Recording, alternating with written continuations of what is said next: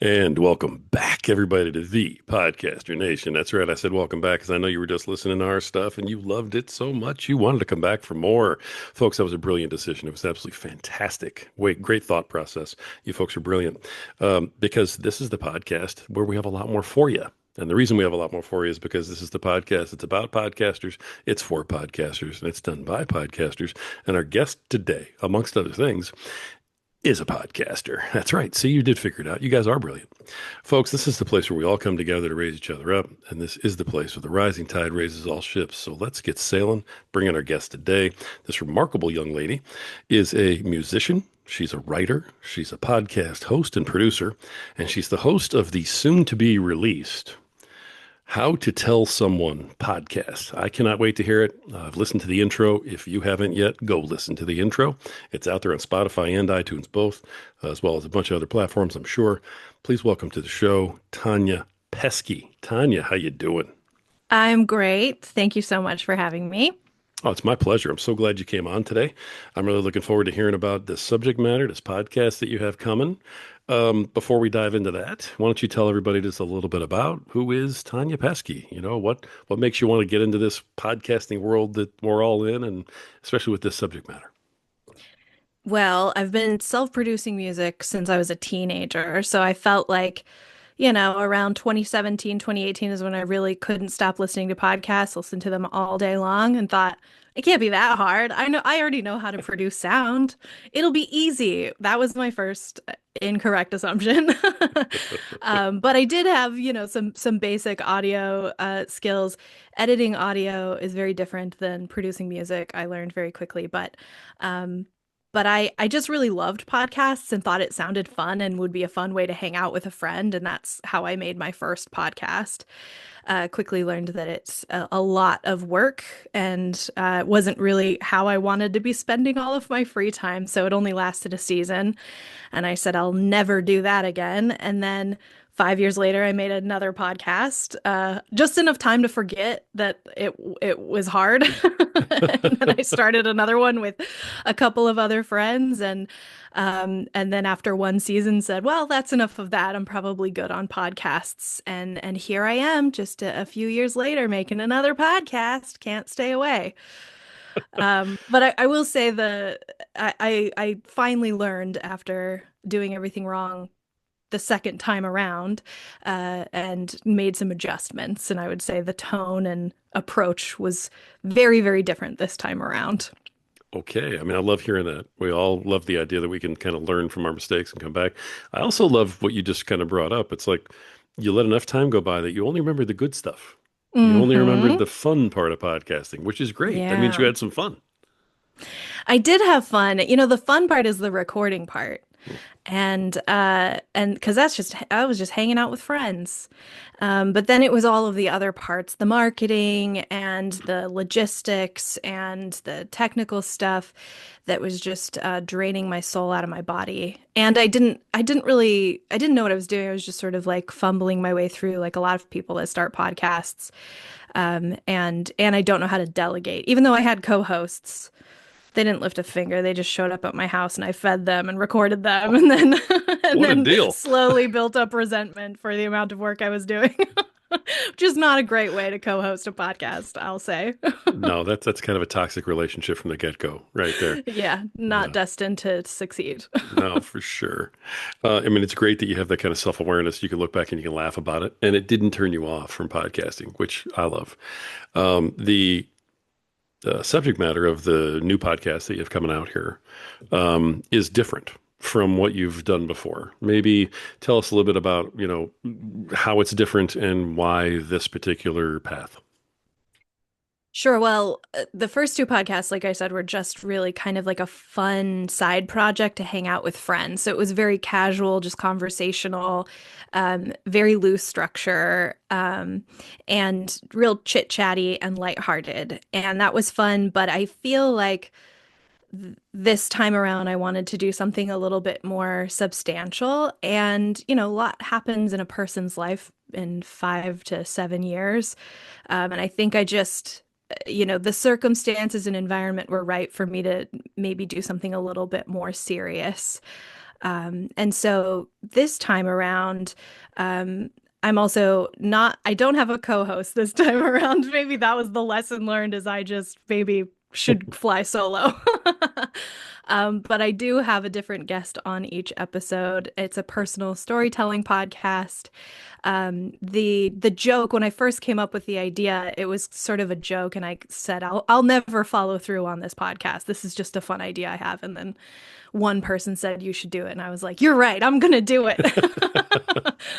But I just thought I get so tired of sort of self-help podcasts where everything's about advice or sort of rags to riches stories, and everything's a hero's journey. And that's just not how life works most of the time. And I wanted to invest in personal storytelling that was a little bit more nuanced and less focused on success stories, but more just digging in the weeds of complicated relationships and how we're all kind of fumbling through life. So how to tell someone is my inside joke. It's not a how to. We're not trying to tell somebody how to do anything, really. Um, the premise of the show is moments throughout our lives where we've had to communicate something really big to someone, or something really big was communicated to us. And that's sort of just a conceit to get to a larger story, because often the meat of the story is really about everything that came before and after that one moment of communication. So we really get into family dynamics and relationships and how these moments affect us throughout our lives. So we've got some folks telling stories from childhood. For example, I realized that my two closest friends both lost their dads when they were children. Oh, And wow. I thought it would be interesting to hear them both tell that story of how they heard the news and sort of the support systems that they have or didn't have in place to navigate through the grief. And so those two stories appear in season one, and just sort of hearing about, what their family dynamics were like, what their relationship with their father was like, how the news was delivered was vastly different between the two, and then also how they dealt with it. There's a lot of overlap. There's a lot of common ground in grief across the board at any age, but then there's a lot of difference between those two stories, and I wanted Yeah, to see them side by side. So that's an example of the types of stories that we're telling on this show. They tend to be pretty big. I left it up to each guest to choose what they wanted to talk about and made sure it was clear. It doesn't have to be your deepest, darkest secret or the biggest thing that's ever happened to you. It could just be the time that you got laid off from work and what that was like. But unsurprisingly, everyone sort of landed on a big, big story. Because these are folks that are not professional storytellers and don't really have opportunities like this to have a platform to tell their story. So it makes sense that they would want to tell the big one. yeah, Why waste the time, Let's get to the heart of the matter. What's like truly affecting your life today? And that tends to be the big stories. for sure. The I get what you're doing, and as I'm listening to you, I can hear some ideas as to maybe why you're doing it, what the purpose is. Um, Let me just ask you straight away, as the person hosting the podcast, what's your intent? What is the purpose of doing this? What do you hope to accomplish by bringing this up? There's sort of what's happening just intimately between me and my guests, which are all people that I know personally. Um, some people that I've known for 15 years, some that I've met in the last 5 years, but I know all of them personally. So there are two things happening. I think first, the external thing, like why am I putting this out into the world? Not just having private conversations with my friends. Right. Why am I recording it and presenting it? And I think I've reached a limit with sort of how the content churn is going and how personal stories are not valuable unless there is some lesson to take from it, or there's some success story, or everything seems to be a little bit too flashy and lacking nuance. And I think I wanted to put something out in the world that was very genuine and authentic and slowed things down a bit. Like I'm just really tired of condensing everything down into like a 15-second reel, you know?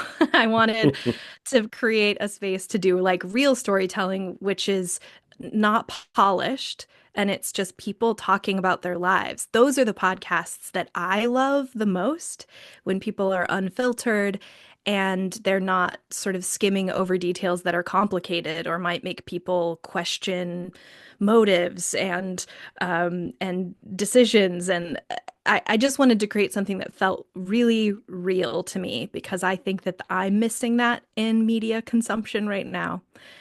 Um, but on a more intimate level, really, I think what spawned it is I was talking to a friend who, um, just for some background, I've been working in nonprofit for about 8 years, and 7 of those years was all at one organization. And I joined as the office manager and left as the executive director. It was a wild trajectory, Wow. and unfortunately had to close the organization in 2024. And it was a dramatic shift. Um, and I was, you know, sort of looking for something to fill that gap because I had found so much fulfillment in that job and really felt like I was making a difference, and then it was just yanked away. Um, and so it's not surprising that this podcast idea came up around that time. But I was talking to a coworker, and we were both sort of, leaning on each other for emotional support during the job search post closure. And she was like, I think this is a good time to start writing again. I should start writing. And I was trying to encourage her, and she was like, but I don't really have anything to say. Like, I don't have any interesting stories. And she's like, you're always telling incredible stories. You could write a book, blah, blah, blah. And she's like, I have nothing interesting has ever happened to me. And I was like, that's statistically impossible. There's no way nothing is worth writing about.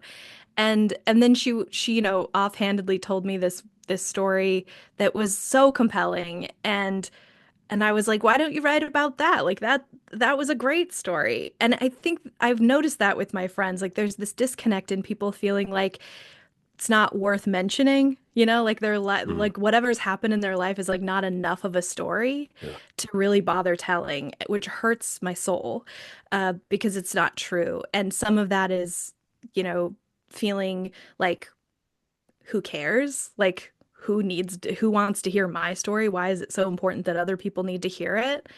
And some of it is just sort of nerves, like these aren't performers, they're just people. Um, and I know personally the value of storytelling in processing things that have happened to you. If you have this attitude that, really gigantic things that just threw a wrench in your whole life or completely shape the way that you view the world, if those stories aren't worth telling, I don't know that any story is worth telling. I just wanted to create a space for my friends specifically to like break through that. And I had a hunch that it would be a really therapeutic experience for them, sort of like peer support. And and it was. And it's been kind of incredible to see some of the journeys that different guests have been on throughout this process, which ultimately took about 10 months. Because it took me so long to edit, which you don't love hearing. You had to throw that in. You were doing so good.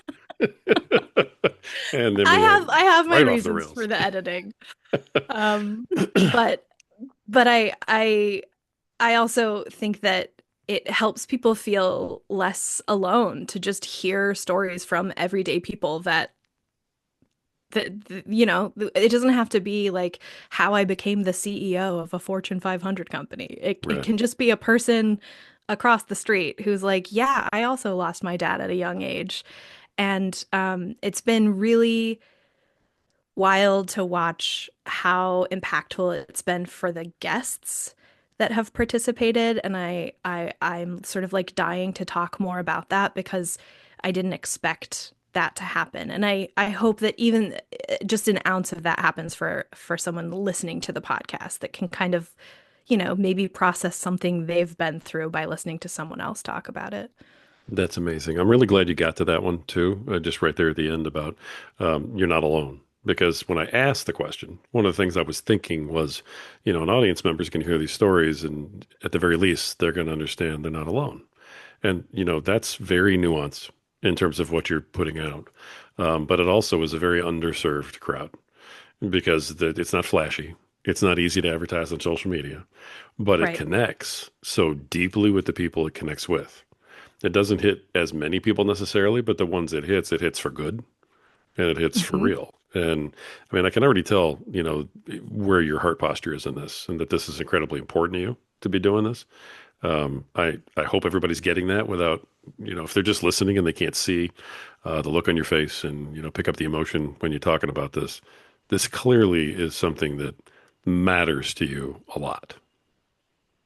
It really does, and I think I it's it was for that reason it was a very different experience than the other podcasts I've worked on because I cared about those podcasts in that they were fun and I agreed to do it and I Right. needed to follow through and even when it was challenging, but it was easy to walk away from those podcasts when I was done.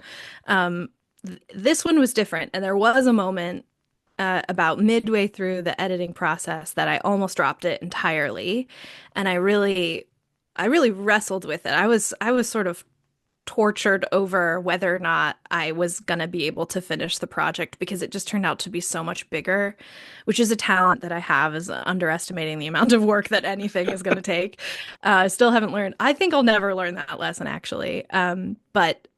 But I just reached, I personally just hit a rough patch where I was like, I don't have any capacity to finish this project. And it's not just editing friends talking, it's like really intense, traumatic stories that I'm cradling like a baby bird and I can't drop it. And I've invested so much and I've asked my friends to really put themselves out there and be vulnerable. And if I said, when I imagined having conversations with them to be like, listen, I had every intention of finishing this project. However, here are all the reasons I can't.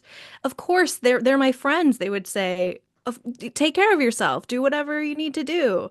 But I, if the roles are reversed and I had gone through the the emotional journey that a lot of these guests went through just to tell the story.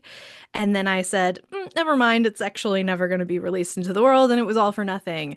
I just couldn't justify it. And so, yeah, there's it for the first time in really any creative project, music, writing, podcasting or otherwise, it was the first time that I had like a real strong sense of moral and ethical obligation to follow through and do it the right way, which I'm grateful for because I'm so glad that I did push through and finish it because the response that I'm getting from guests who have heard their episodes, I figured they deserve to hear them before the rest of the world.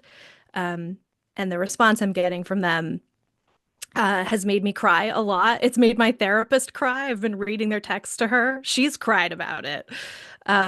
It's been a really fulfilling journey. It doesn't feel like a podcast to me. It feels like some other thing that the format of podcasting is just sort of facilitating. I got to be honest with you. I'm loving every single thing that you're saying. That's what podcasting at its heart is supposed to be. I, I agree. I love that about what you're doing right now. I can't put that in any other words other than that was the intent from the start before it became, Joe Rogan and, Right. all of this other, crazy stuff that's out there. It was supposed to be the most personal connection media out there. Hmm. And you're doing that. Now I gotta ask. I got before you cry on me. I gotta ask. Is that the reason for the editing, the way that you edit, is because this matters so much? Yes.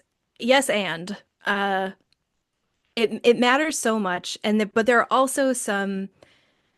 I took a really trauma-informed approach to this process, and that can look a lot of different ways. But in the prep, making sure that I'm not just saying, "You want to come on my podcast? Tell me what you're going to talk about." Okay, see you then. That's not the kind of storytelling that I'm asking them to do. I'm asking Right. them to dredge up parts of their lives that, in some cases, they just don't talk about because it's too much of a raw nerve. But I've somehow developed um, a persona among my friends for sort of being the therapist of the group. So I think they trusted me that I wasn't going to, harm them.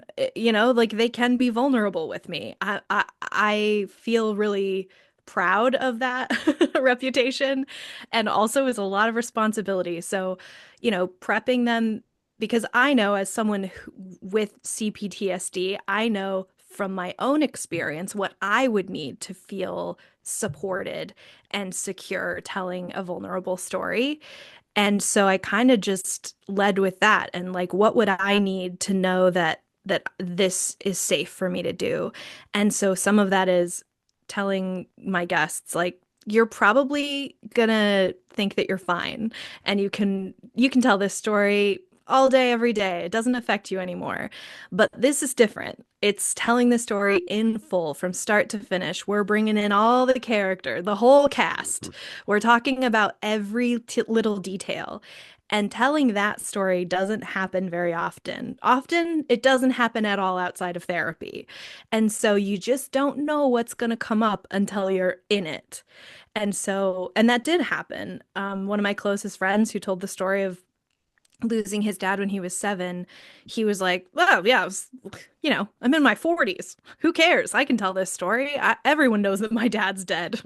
And then, of course, as soon as we started talking, things shifted, and he got choked up a few times, and it caught him off guard. And he had some realizations as we were talking, things that, reframing things that he hadn't thought about before, because it's just different than telling someone, "Yeah, my dad died when I was young." Yeah, I can say I had a traumatic childhood and it doesn't bring up anything physiologically for me. But if you ask me any follow-up questions, that might be a different story. Yeah. So preparing them emotionally and reminding them about just basic stuff like, have something to fiddle with that's quiet, please, preferably. And also, don't try to schedule this in between work meetings, or like think that you're gonna go have a fun night afterward. Like, kind of assume that you need downtime. Have someone on standby in case you need to talk to a friend afterward. And I think some of the guests didn't really think they needed that until they needed it. Yeah.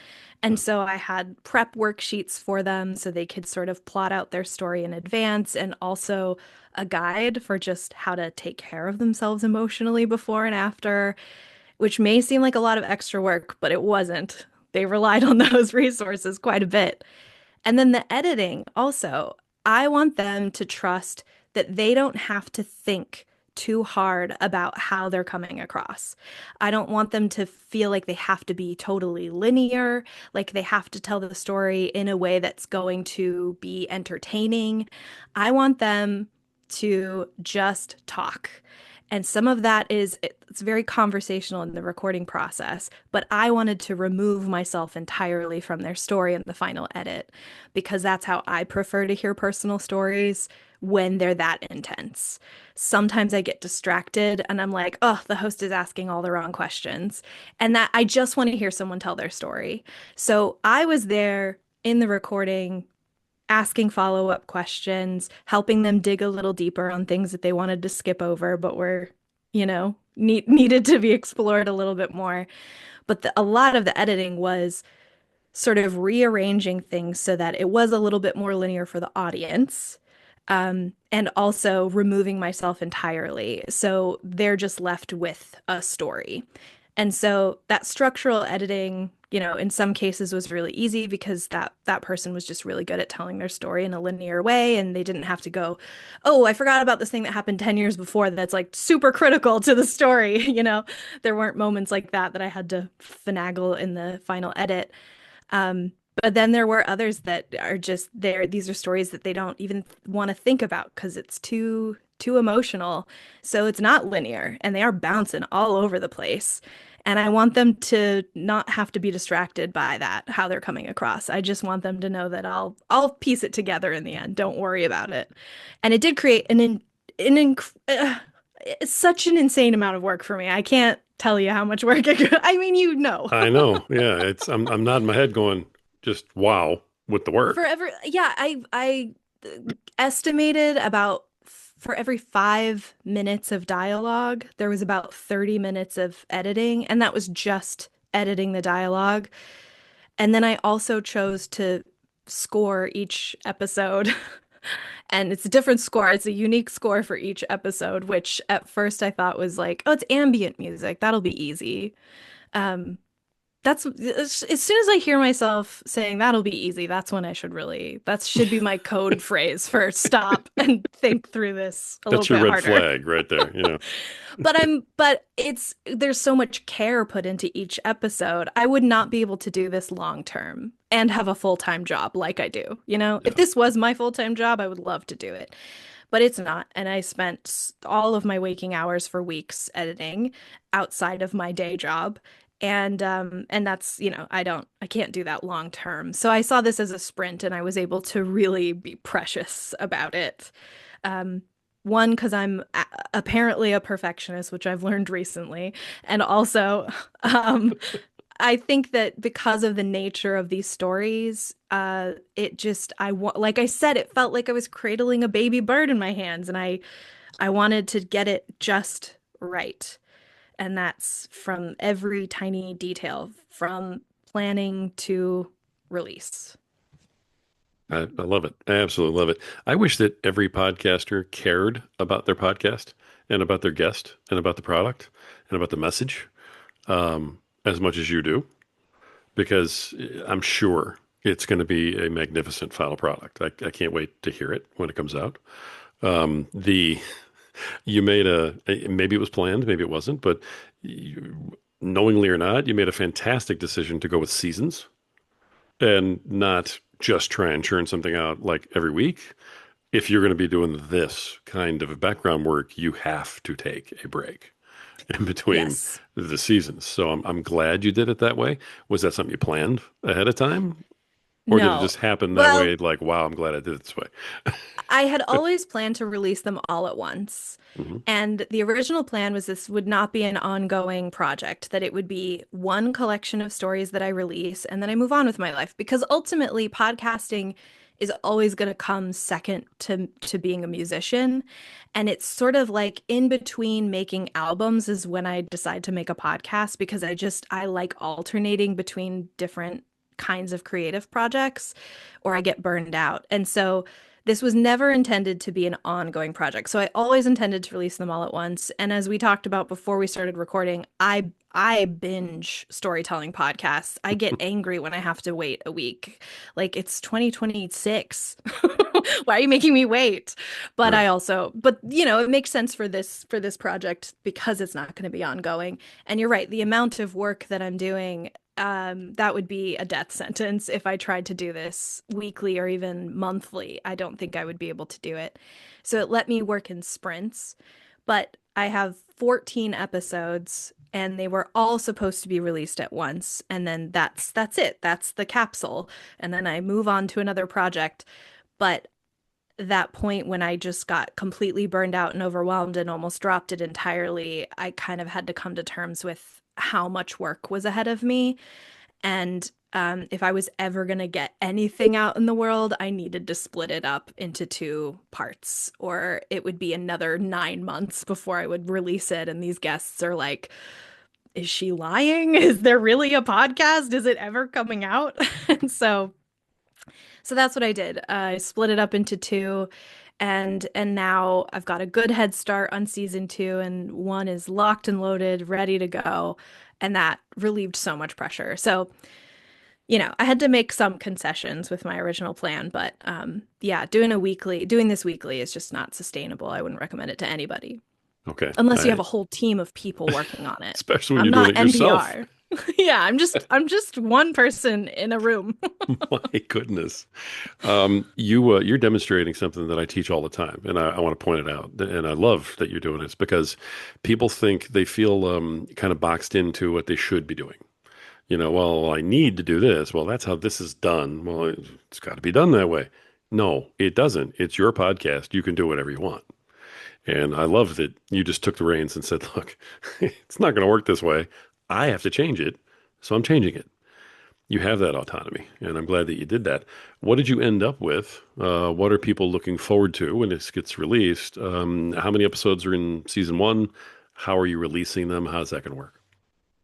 So there's 7 stories in season one, and again, they'll all be released on the same day on January 12th, so you can binge them all. And I'm distributing through Substack, which is new for me. I'm new to Substack. But speaking of doing things the way that maybe people would say you shouldn't, I truly deleted all of my social media presence months before releasing a new podcast, which doesn't make any sense. But I couldn't stomach social media anymore. I mean, and these were profiles that were set up for for me as a musician. So I really there was something to lose there, but I just was done with it. And I was like, I have been always towing the line of never fully invested in marketing myself with social media because I just can't do it.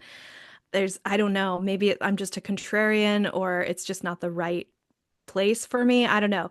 But I deleted all of my social media presence and thought, okay, I'll do Substack. That feels like, which is so, I should stop saying I'm not on social media because Substack definitely is. But I wasn't going to call you out on that, but yeah, but I know what if you mean you by if you social spend any media. time on the notes Right. side of things, it's just like any other social 100%. media platform.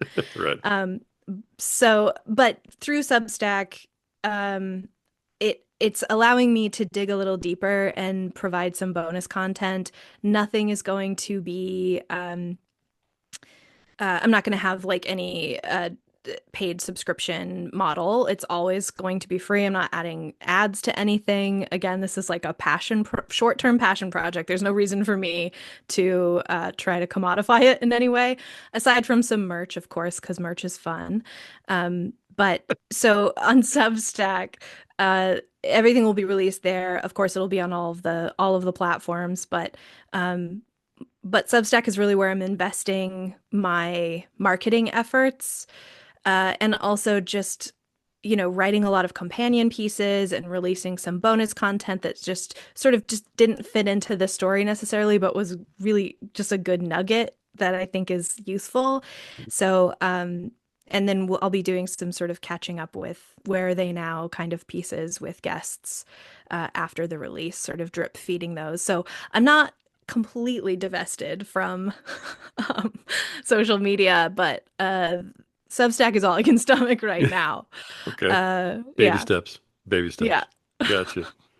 Um, I got to give that to you because Substack and LinkedIn and even Pinterest are kind of outliers. I mean, yeah. social media, the way people understand it is like your TikTok, your Facebook, your Instagram, Yeah, and it I'm has a still a life of nine its to own. fiver. I've got to Yeah, stay on LinkedIn. I wish I could get rid of it, but it's just there you go. can't do it. Maybe one day. What are you going to do when this all blows up? And it's hugely popular, and you have thousands of listens, and you're just sitting here going, "Nah, I don't want to do anything with it." Are you going to look back and go, "Maybe I should have done something with it"? I've been asked this question before, and I guess my only real honest answer is I'm just gonna have to figure it out if I get there. Like I say right now that this is a one and done. After season two, when I'm done with those episodes, I will say that was a really cool thing that I did, and on to the next. But I've got some things on the horizon that I really want to get to, and they're not related to this podcast, and I think it would be so great if this blew up and so many people listened to it, but I don't know that that's going to compel me to continue doing it. Wow. I think I I need to this was such a special project to me, but it's always felt like a short-term capsule project. And but never say never because listen, I'm susceptible to the the motivation, that comes along with people paying attention to what you're doing. It may make me want to make more. I don't know. I've already had a handful of people that are like, put me on next. And I'm like, bad news. There's no next. It's done. We're done. Sorry. But Right.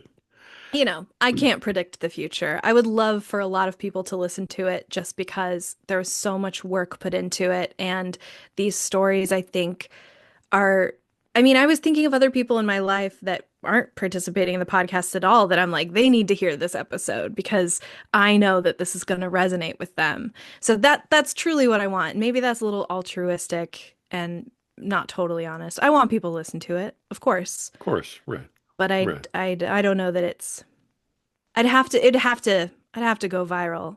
And that's maybe the worst case scenario for someone like me. Oh, no. God forbid. You may be the only person in the history of the Podcaster Nation to come on the show and say, I really don't want to be a podcaster. I'm not sure I've ever heard that before from any of my guests, but you know what? Every day is a great day for a first time. So there you go. And I tease you, but I mean, I get where you're coming from. You're doing a very meaningful project. You've put a ton into it. You want to let people know about it for the sake of the people who told the stories and also for the sake of anybody who can listen to it and be helped by it. That's noble as hell. So I love that you're doing it. I really I do. appreciate that. I think that some of it also is just being an independent musician for so long. I am not unfamiliar with spending a whole year working on a really intense project and then releasing it into the void. So it's, I've sort of come to expect that that's what's going to happen with for most of the creative projects that I release because I don't put any effort into marketing. But here I am talking to you, and this was a very I had to really sit with myself and say, when I release an album and I choose not to market it in any way whatsoever, that's a choice that I make to spend all this time working on something and then not really tell anybody about it and just release it on the internet and, a handful of people may hear it or not. Um, that's a decision I'm making for myself. But then I invited all these people that I know personally to participate, and they deserve for me to put more effort into getting the word out about this thing that they did. I felt like I wasn't just making a decision for myself anymore. I have children to think of. Oh, I didn't know that either. Congratulations. That's great. No, that was a joke. I was just Oh, referring to my guests as my children.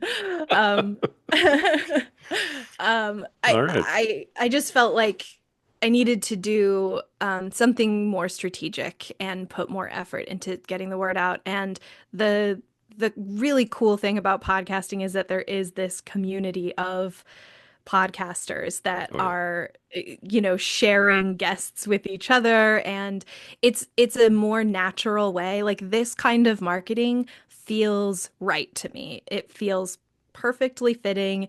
It's an opportunity to just talk about the thing and hope that I reach people that wouldn't find it otherwise by having conversations like this. And also that's my sort of compromise for not engaging in social media. This is it. This is the plan. Got it. I love it. I mean, this is a huge show. So I love that you reached out, to say, hey, here's my project. Because when I heard about the project, I was like, okay, we need to talk. This sounds pretty good. Let's do something here. Is that pretty much the strategy then? Is to reach out to other podcasts and say, hey, this is what I want to do, and what's your plan on that? Like, how many guest appearances are you looking to do, and that sort of thing. So I've done a handful already. I'm trying to limit it to 10 for this season, and I've got 7 on the calendar. And so I'm allowing myself to do 3 more and then pulling the plug on that. That's enough.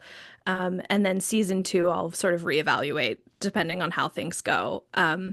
But and they run this spectrum. So, there's podcasts about podcasting because I do think that something that in this process of researching shows and finding out which ones might be a good fit for me to appear on, I was very discerning, and there were a lot of I can't even tell you how many podcasts I have sampled in the last 3 weeks, and it just it was mind-numbing and disappointing. So many of them are so bad. And a lot of them are about personal storytelling, which seems like a great fit for me to appear on. But then I listen to some of the episodes and I'm like, oh, this host is like completely mentally checked out. You know, I I truly listen to a podcast where someone is telling a story about how they spent most of their adulthood being homeless. And they told this really intense story about being in a specific shelter and how poorly they were treated by the staff there. And it was really intense. And they sort of wrapped up that part of the story, and the hosts said, "That was a great story." And then asked a totally unrelated question. And I was like, oh God, I do feel like if you're gonna, there's a difference between, having conversations like this. I don't need emotional prep for this conversation, but if your whole deal is having people tell kind of traumatic stories, you gotta be present for that A little bit. emotionally Yeah. and at least be able to ask a relevant follow-up question. Um, so I I think it's important for people that are getting into podcasting to like really think through. If you're not able to do that, that's okay, because having those intense conversations back to back with people is a lot. It takes a lot out of you. And if you can't do it, that's fine. Talk about sports or whatever, like just have a different topic, one that you don't have to be really, invested in emotionally or mentally. But I I do think that there's sort of a wave of podcasting that's all about the monetization and sort of content churn, and that makes me anxious about the direction that we're headed in. I think no one needs to spend the amount of hours editing that I did. That's unnecessary, and I agree with your approach that typically unedited is better. Um, if you're going to be doing like a weekly podcast and you're doing this, on a schedule, that's more reasonable. But I don't know. I just want more authenticity, and I want an opportunity to talk about this show because there's a way to do it. You don't have to do it exactly how I did. Again, I wouldn't recommend it, but there's a way. There's some middle ground there, and Sure. your show is a great example of that. I listened to a handful of episodes before, and I I could tell that you're actually paying attention and you're engaged in a conversation. And that feels like it shouldn't be too much to ask, but you'd be surprised. There are some really bad hosts out there. So I I'm not mean, doing it willy-nilly, I guess. another first. Wow. Okay. I mean, first, let me just say thank you. I appreciate the fact that you included us in your 10 you decided to do. I'll take that as a compliment. The I've received a lot of very nice, statements and compliments in my life about podcasting, but I've never had anybody say, I decided to come on your show because, you sound like you pay attention. That's, Well, I mean, we're, that's my bare minimum requirement.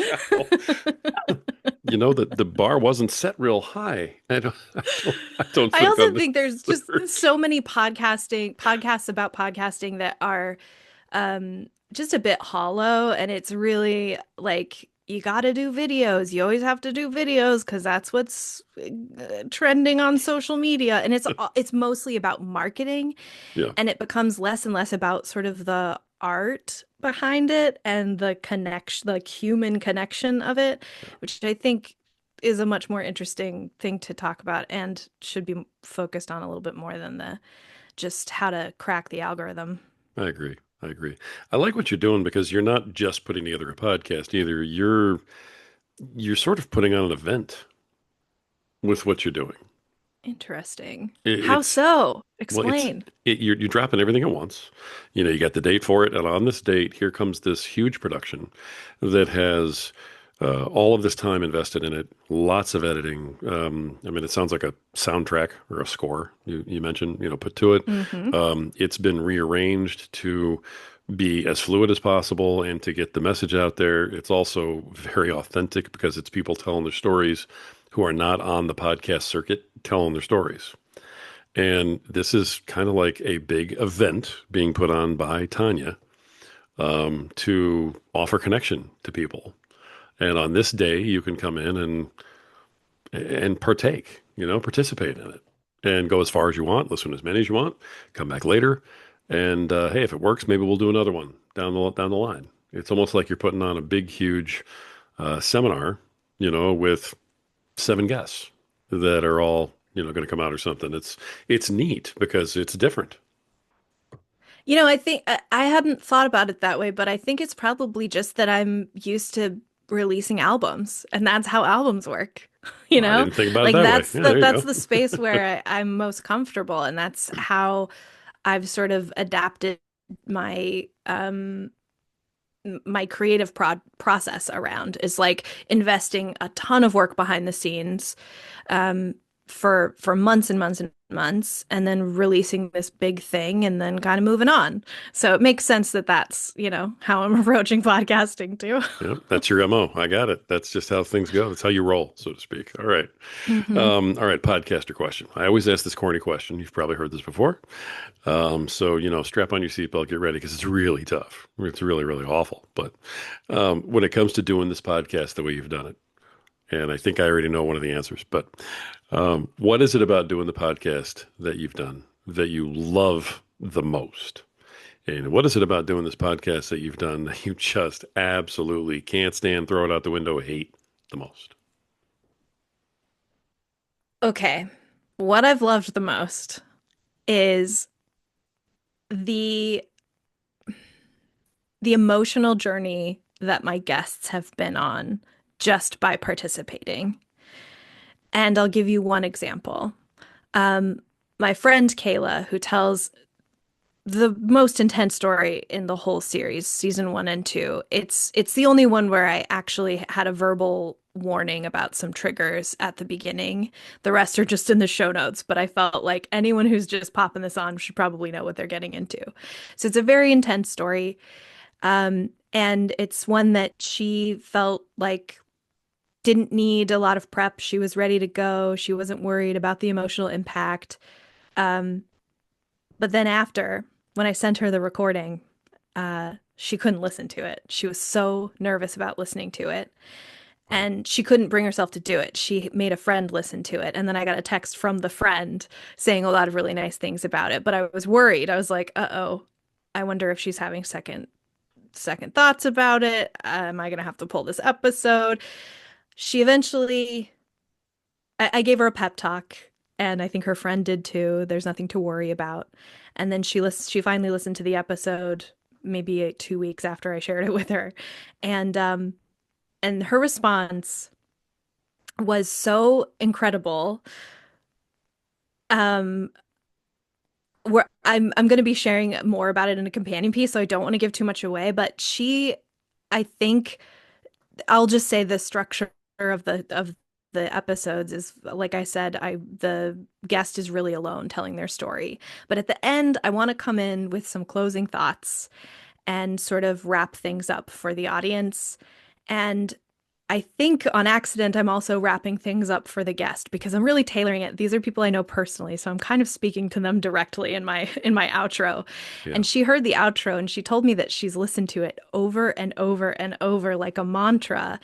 And that was the thing that elicited an emotional response from her, is like hearing me kind of reframe things for her at the end of the episode.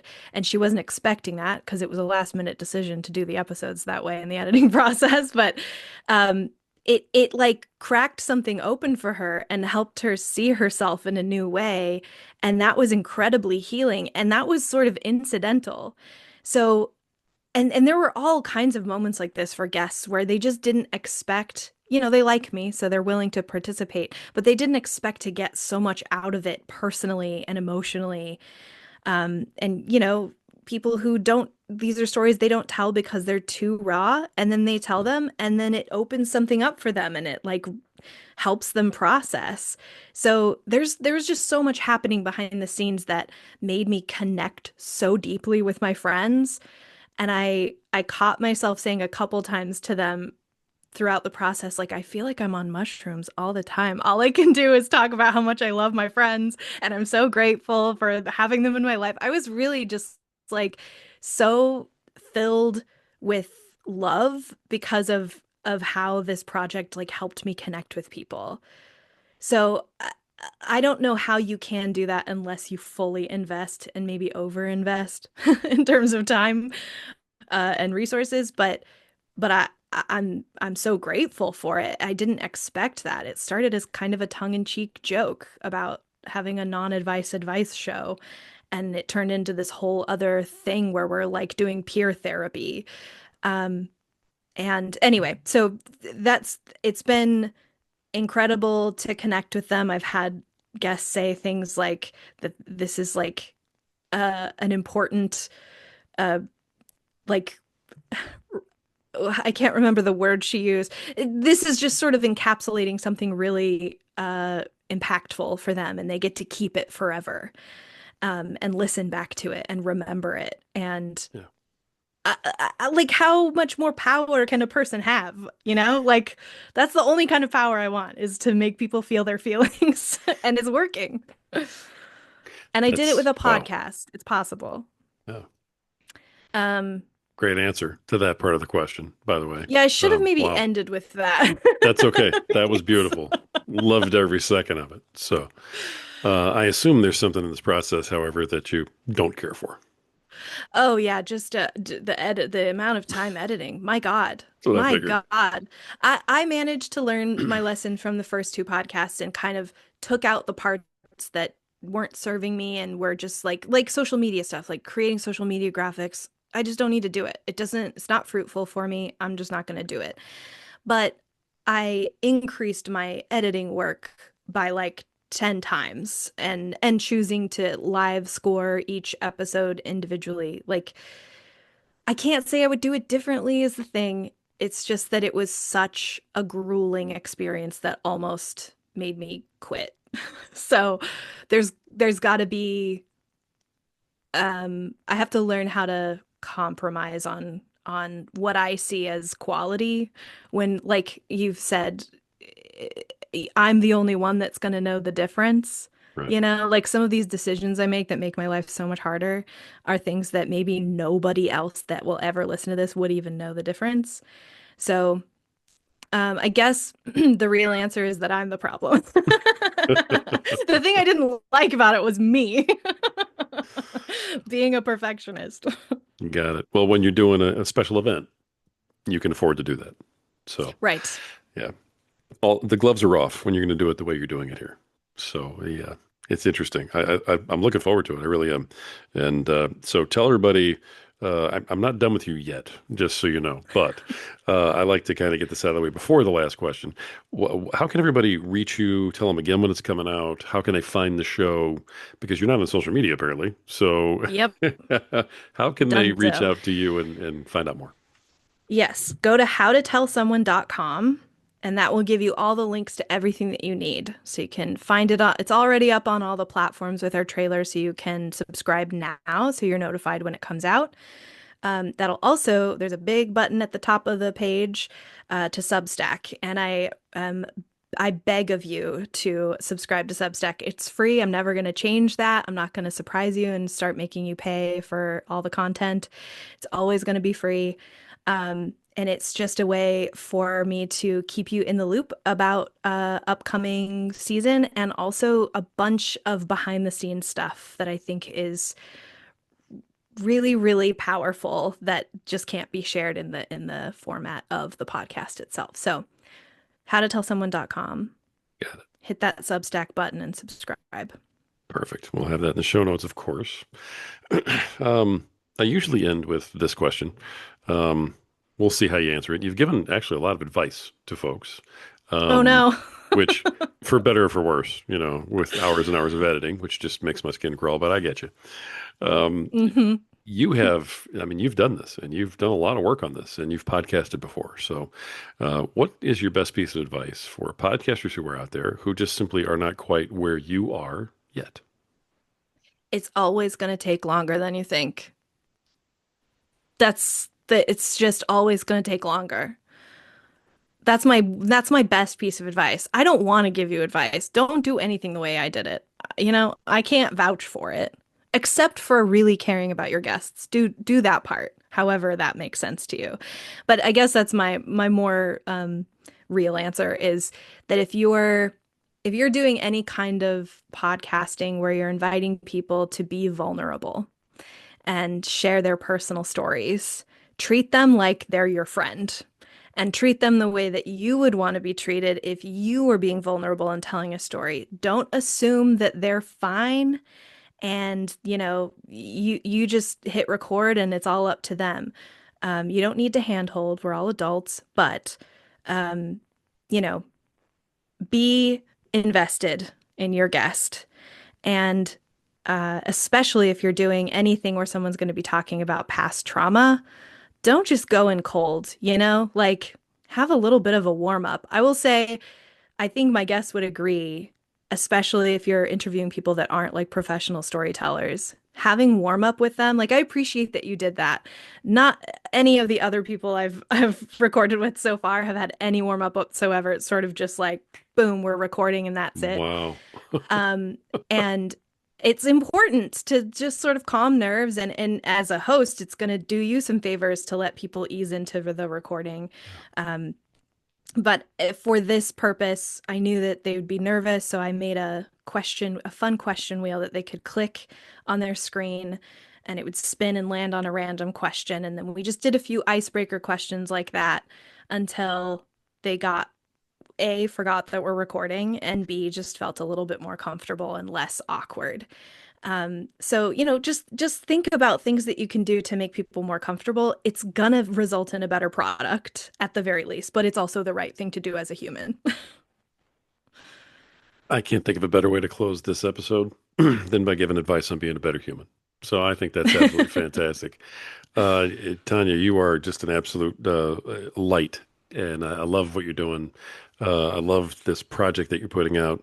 I will do everything I can to help you promote it. So anything Thank that you you. want, send to me. I'll send it out, forward it, whatever it takes, because I just love what you've done, how you've done it, and more importantly, why you've done it. I just think it's Thank amazing. you. So I appreciate um, that. I don't know what else to say except this.